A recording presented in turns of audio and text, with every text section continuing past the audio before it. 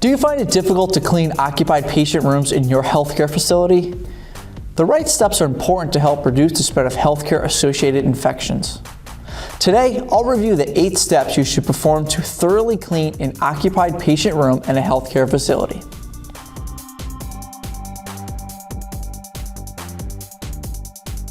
In rooms that are cleaned and disinfected regularly, the risk of germ spread is reduced, lowering the risk of infections for compromised patients. And in a facility where you're constantly working with patients who are more prone to illness, a healthy space is imperative.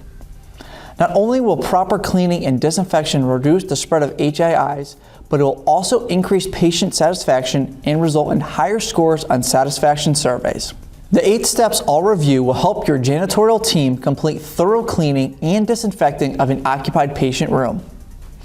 When you're cleaning an occupied patient room, there are a few practices that will help you ensure you're being thorough and covering the most important areas. To make your janitorial procedures as effective as possible, your staff should clean in 4 ways. Number 1, always clean from less soiled to heavier soiled dirty areas. While all surfaces are dirty, some will look dirtier than others. By cleaning from cleaner to dirtier surfaces, the risk of cross-contamination is lowered.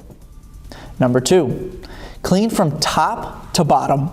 Cleaning from the highest point of a surface or area to the lowest point ensures that no dirt or dust falls onto an area that has already been cleaned. An example of this would be if you clean the floor first and then dust from a window. Dust from a window still falls onto the floor. If you clean the window still first, you would avoid having to re-clean the floor. Number 3, clean in one direction.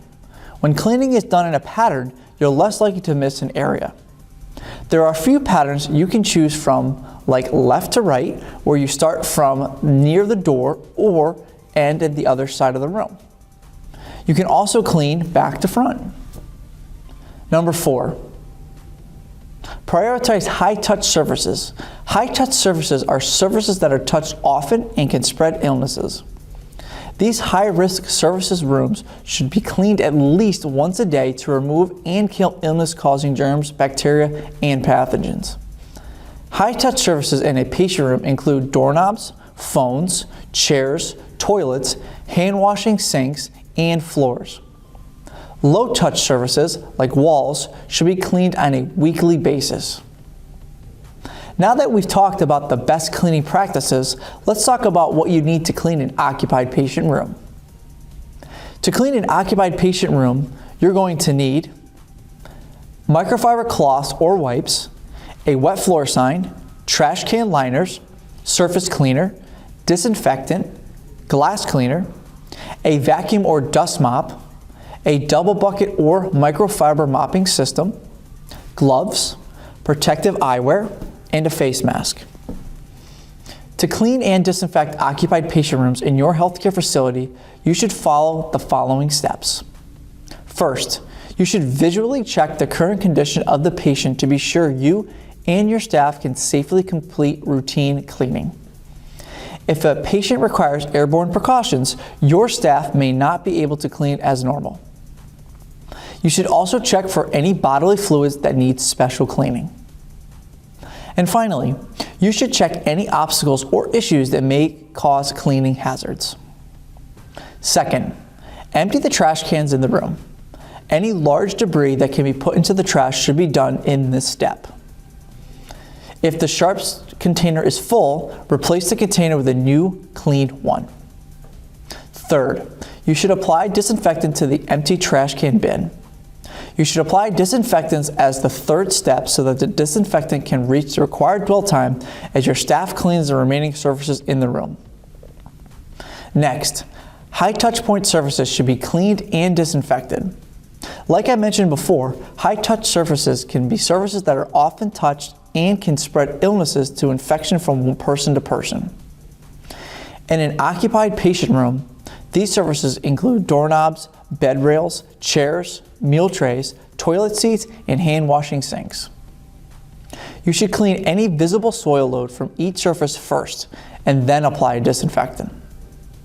Make sure that the disinfectant is allowed to dwell for the appropriate amount of time. It's important that all high-touch surfaces in the patient room are cleaned and disinfected, including the surfaces and areas in the patient restroom. For the fifth step, you should spot clean any visible marks on the walls, window, and glass. Wipe windows and glass using a glass cleaner. For larger glass, a squeegee would be more effective. If there are visible marks on the walls, you should clean and disinfect the surfaces using a microfiber cloth. After you've cleaned the walls, vacuum and dust mop the floor. If you're using a dust mop, the dust mop should be run over an entire surface of the floor. Make sure you do not lift the dust mop from the floor or shake it. Lifting or shaking the dust mop could create airborne dust particles. You can also use a vacuum to clean the floor. A vacuum with a HEPA filter can trap dust and dirt so they don't redistribute into the air. Some vacuums can be quiet or noiseless, which makes it perfect for use of an occupied patient room. The next step is to damp mop the floor using a microfiber flat mop and a Nutrifloor cleaner. Be sure to put down a wet floor sign once you've started damp mopping the floor so anyone entering the room knows that the floor may be slippery. The mop head should be changed between each patient room to avoid cross-contamination. The final step for cleaning an occupied patient room is a final visual inspection of the area to make sure everything has been cleaned properly. Just like in the beginning, you should visually assess the areas that have been cleaned and disinfected.